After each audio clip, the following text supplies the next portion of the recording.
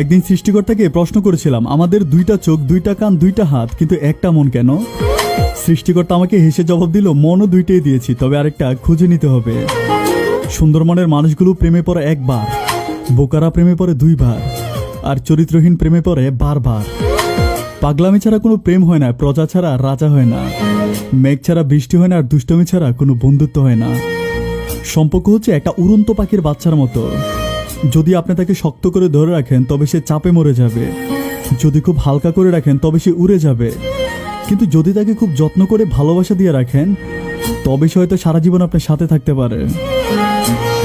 এক ফোঁটা চোখের পানি ঝরার চেয়েও এক ফোঁটা রক্ত ঝরা অনেক ভালো, কারণ এক ফোঁটা রক্ত বেরোতে একটু ব্যথা লাগে, আর এক ফোঁটা চোখের পানি পুরো হৃদয়টা চিরে বের হয়।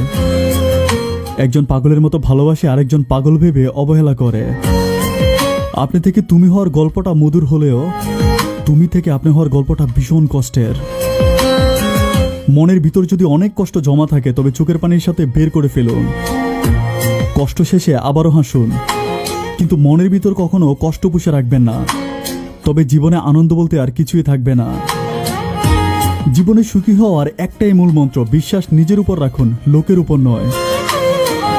জীবনে তিনটি কথা একদম মনে রাখবেন। নাম্বার 1, যে আপনাকে সাহায্য করেছে তাকে কখনোই ভুলে যাবেন না। নাম্বার 2, যে আপনাকে ভালোবেসে একবারের জন্য হলেও হাসিয়েছে তাকে কখনো ঘৃণা করবেন না। নাম্বার 3, যে আপনাকে বিশ্বাস করেছিল তাকে কখনোই ধোঁকা দেবেন না।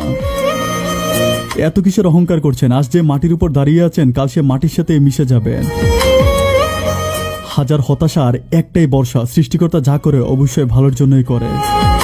মনে রাখবেন, সকাল হওয়ার আগ পর্যন্ত একটা ফুটন্ত ফুলও কিন্তু জানে না সে কি বিয়ে বাড়িতে যাবে নাকি শ্মশানে যাবে কিংবা কবরস্থানে যাবে। ধন্যবাদ সবাইকে।